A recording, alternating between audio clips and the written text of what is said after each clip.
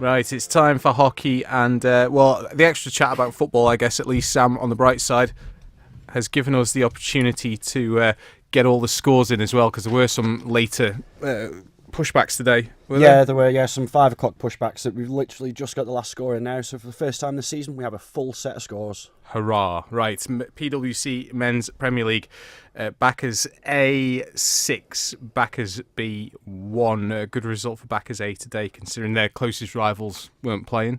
Yeah, they were looking to put a number of goals back past their second string today. And I probably would have thought they'd probably expect a few more, but they'll be really happy with that. You know, Vikings aren't playing this weekend. A few of the lads are away on a birthday ski trip.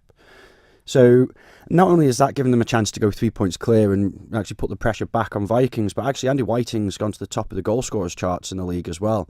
Him and Tom Wilson are having this sort of competition at the minute to see who can score the most, and that's really given Andy Whiting a big boost at the top of that. And the other game was Ramsey A6, Vikings B0. Yeah, this one was at half-time. Ramsey A were 2-0 up, and Vikings B looked like they were starting to get a little bit leggy towards the end of the first half. You know, they've been working incredibly hard to try and keep the goals to a minimum. And it has to be said, Vikings B, with the squad they've got this season, are punching so far above their weight, it's unreal. The amount of effort, willpower, mental strength, physical strength. You know, every player comes off with cuts and bruises every game in these for Vikings B. But Ramsey A looked really, really good for it today. They looked well up for it today. And they probably deserved a few more goals. Ramsey A, I know one of the players that I was speaking to before the game, they were expecting double figures, or they wanted double figures. So Vikings turned around and said, we'll stop them getting double figures. And Vikings are reasonably happy that they've done that. Ramsey A, happy with a 6-0 result as well. Clean sheet for them. Jordan Parkinson, Billy Kane, Duran Kameen, Jan Kane, Patrick Cooper-Woods and Nat Smith all with 1 goal. So spreading the goals out well there. Sure, and I think you made a good point there as well, because if pretty much in any sport, if you know that you're going to go into a game, get a bit of a hiding, well, there's no point in getting downhearted about losing, is there? You've got to set yourself a target and say, we're going to lose by fewer than this many goals, and if you can at least do that, then you can come off the pitch happy. Yeah, I can't say that we came off the pitch, you know, amazingly happy, but we came off the pitch knowing that we'd put everything into a game that really we were expected to do nothing in. And actually, we had some good moments in the game. We managed to get up the pitch, you know, and you know, defensively, we're not a bad team defensively. It's that last little bit going forward. You know, we're a mismatched team. We haven't got the capability to stay up, I don't think, this year. Although the 1-0 loss to backers B a couple of weeks ago showed how close it could have been. But I think backers B we're going to stay up at the expense of Vikings B this year. Good defence, but I heard the keeper's a bit dodgy, Sam. Jokes, of course. Right, PwC Men's Division 1, Harlequins A3, Vikings C2. Yeah, this is a bit of a surprise, this one. I knew it was going to be close, but I expected Vikings C to come away with this result. Nate Evans on the score sheet for Vikings C, scoring both their goals in reply to a first half lead from Harlequins A of 2-0. Harlequins A goal scorers Paul Nuttall, George Ratcliffe, and dare I say it, Chris Cave. Indeed, yes, and thanks, Chris, for the details. He had a third before. 2 goals from Vikings made it a nervy finish. Ash Osborne almost levelled in the dying stages as he rounded the keeper but couldn't finish. So, yeah, tense end of the game there by the sounds of it. Right, Saracens A, Castletown A, this Southern derby. You were remarking at lunchtime about Saracens having this team of really good young players, and I think we've got a message about it. So if you want to talk about the game, yeah, I'll try and find that message. Well, I know what the message said. Dave Clark-Wilson, the captain of Castletown, has been immensely generous towards Saracens A. He's turned around and said Saracens A have a seriously talented group of very young players, and they will, if they're not promoted this season, will be next season and will light up the Premier League. And I'm kind of with him there. This team that Saracens A have got have come through the ranks. They've been impressive through every stage of the junior ranks, and now they're playing senior hockey.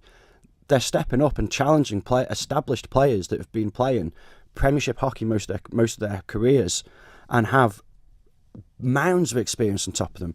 And that is a testament to Saracens Hockey Club as a whole, that they can come in with a team where most of the players are under the age of 18.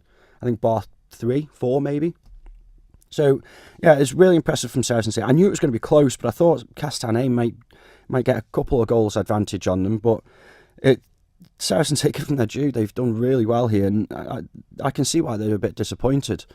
Tom Dalton-Brown scored for Saracens A, and Castletown A, it was Robin Masson and Danny Niveton. Okay, and finally in Men's Division 1, it was Valkyries B4, Bacchus Colts 1.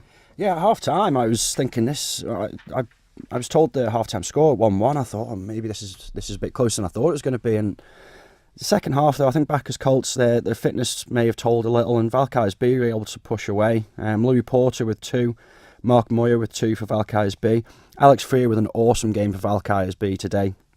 Bacchus Colts goal scorer is Richie Weir. Okay, moving into Division 2, Men's Division 2. Ramsey B4, Castletown B3. The story of this match, I think, is that it was very much a family affair. 4 members of the same family playing for Ramsey B, and 2 of them scoring, I think, wasn't it? Yeah, Thomas and Connor Hurd both scoring today. Thomas Hurd scored 2. Connor Hurd with another goal there. 4 members of the same family on a pitch at the same time. I think I've only ever seen that once, maybe with the Watterson family from Castletown. It doesn't happen very often, so yeah, and really well done to the Hurd family there, getting all of them on the pitch at the same time. Dan Stevens rounded off the scoring for Ramsey B that keeps them top of the league. Now, I did think, and give Castletown B their due, I'll eat my words, I thought they were going to get rinsed today. But Graham Brown came up with the goods, scored a very, very well taken hat-trick today, just to give Ramsey B a little bit of a scare there. Absolutely. I think it was a dad and 3 sons, isn't it? I think so, yes. And Paul Moran got a message through this afternoon saying that one of the goals was Hurd, passes to Hurd, who scores. Which is pretty rare itself as well. So, yeah, quality performance there from the family within the team as a whole. And Saracens B7, Harlequins B2. I didn't expect this to be quite so high scoring as it was. I thought Saracens B had win, but I thought it might be a little bit closer, especially with one of their strikers, with Saracens strikers being moved up to the first team, and Stephen Jackson. But Andrew Bentley came up with the goods today. 4 goals he's taken for himself there. I don't think I can remember Andrew Bentley ever scoring a hat-trick, so if I'm mistaken, I apologise, but really well done to Andrew Bentley there. 4 goals. Jonty Bragazzi with 2, and John Halligan, the Duracell Bunny, scored the final goal for Saracens B. Harlequins B was Ben Cunningham with 2. Okay, moving into the women's game in the Premier League. Ramsey A8, Harlequins A0. Yeah, this is Harlequins A had chances in this game, and they worked really, really hard. And I said this all through the mixed season with their mixed A teams as well. There's just that last little, that last third of the pitch where they tend to struggle a little bit, and they go a little bit route one, and you can see the difference in play. Ramsey were able to play it around. When they got caught in a corner, they'd bring it back out and they'd start again, and Harlequins A just don't quite have the ability to do that just yet, but you can see them improving week in, week out. That being said, Ramsey A were really good for their 8-0 today. Vicky Garner with 3, Leah Crow with 3, Maddie Dunlop and Christina Kermeen with 1 each. Valkyries A4, Castletown A0. Yeah, Valkyries A have improved since the opening day of the season. They lost 4-0 to Vikings A. Didn't even win a short corner in that game, but since then they've kicked on and given their due. They've done really, really well. I expected Castletown to maybe score a goal or 2 today, but Valkyries A defence held strong. Carmina Cavanda with 3 and Ellen Cleater with 1. And finally, in the Premier League, this was the game of the day on paper, certainly the 2 big teams in the division. Vikings A9, Bacchus A2. I suppose the significance here, Vikings A have finally conceded this season. Yeah, and you have to say well done to Bacchus A for scoring 2 against the finest defence in the league. That being said, 9-2, I did not expect to see 9-2. Everything I've been hearing has been Bacchus Ladies A have been really close than the past couple of seasons, but I don't know. I get the impression that Bacchus A have maybe taken a step backwards this year. I put them down to challenge this year. I can see how hard they're working and training, but they just cannot get a consistent squad week in, week out. And I think Valkyries A have probably overtaken them as the favourites this year to maybe get something out of Vikings A. That being said, I don't think anybody stands a chance. Vikings A are just outstanding. Kim Carney with 3, Katie Eric with 3, Georgia Foxton with 2, Zoe Crow with 1. And from what I hear, Georgia Foxton and Zoe Crow in the second half just ran the show. Superb play. They were able to pick the balls up. The passing ranges were fantastic. But well done to Bacchus A. they're the first team to score anything past Vikings A, so really well done to them. Emma Leeming and Freya Duchars, which they're a good strike partnership at the minute, and Freya Duchars is an immense player, probably one of my favourite players to watch. It's little victories, I think, in that sort of instance, isn't it? Right, Women's Division 1, we have Castletown B1, Vikings B4. Yeah, Castletown B's goal scorer, consolation goal really, was Lucy Knox. Vikings B, and the information I'm getting from the game is that really they remained on top for most of the game, but Leslie Shimon in goals for Castletown had a really good game today. And Castletown B's defence held strong. It was backs to the wall sort of stuff at times for Castletown B. Jan Carney got a yellow card early in the second half, which probably helped Castletown B in the pressure they were under at the time for a little bit. I think it was 10 minutes she was off for. But in the end, Vikings B held strong. 4 different goal scorers this week. Daisy Loader, who seems to be doing really well, scoring goals for fun recently. Jan Carney, Millie Duggier, and Emma Graham. Backers Colts 4, Saracens A3. Superb game. Half-time score 2-2. I did not expect to see this. Saracens Ladies A can be really proud of themselves today. Backers Colts are by far and away the best team in that league. But today, Saracens A turned up and had their A game. 2-2 at half-time. They were 2-0 ahead. Backers did really well to come back and win this game, it has to be said. But Saracens A, I completely counted them out, and I've been eating my words a few times today. But I'm quite happy to hold my hands up and say well done. You know, Backers Colts goal scorers: Sam Franklin, Neve Goddard with 2, and Ros Lynch with 1. Saracens A, Amy Sellers, Helena Allen, and Sophie Howland. Sam, it's the life of a pundit. If we could all accurately predict results, then I don't think we'd be in these jobs, would we? We'd be gambling for a living or something, right? Ramsey B3, Harlequins B2. Yeah, Ramsey B, they've been struggling this season, as did Harlequins, and I said this was going to be a close game. Ramsey B, though, just edged it. You know, they've got one more point. They've probably had, I wouldn't say a better season, but slightly better season. But they've got 2 points today. That's 3 points off the bottom they are now. But again, Harlequins B put up a real fight. Caitlin Allison, Maria Tramontona, and Maddie Dunlop for Ramsey B. Harlequins B, Ali Hurd and Grace Elliott.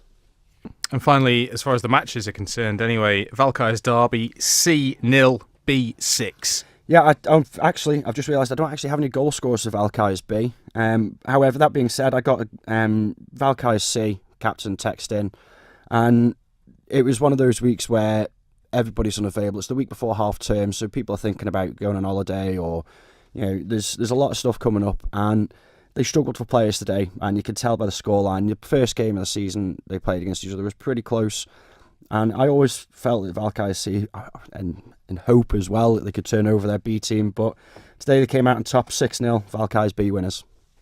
And just before you go, Sam, you wanted to mention the issue of umpiring and players treating those umpires with respect, and how it hasn't been happening maybe as much as it should do in games. Yeah, I think there's a line that can be crossed in a game, and in a competitive situation, and there's been a little bit of talk on social media about this today, and in a competitive situation, your players put their hands up and shout what for or why, and there's a line that you can cross that turns from and asking sternly, or even sort of passive aggressively, to being completely disrespectful, and then the player expecting to have respect shown towards them as well. And it's not respect isn't automatic; it's earned.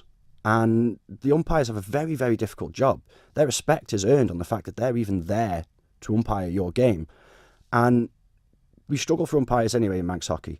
And I am one of those. I will hold my hands up and I ask the questions to the umpires all the time. And quite sternly sometimes as well. But there's that line that could be crossed, and it appears that line's been crossed quite a lot recently. So I would appeal to the players to maybe think about what you're doing on the pitch, how you're saying it to the umpires, how you're treating the umpires on the pitch. Going up to an umpire at half time and asking a question is fine, but don't expect to be shown any level of respect if you haven't shown any level of respect towards an umpire during the first half of the game. Okay, Sam, thanks very much. Well said there. That's where we'll leave Saturday Sport Classified.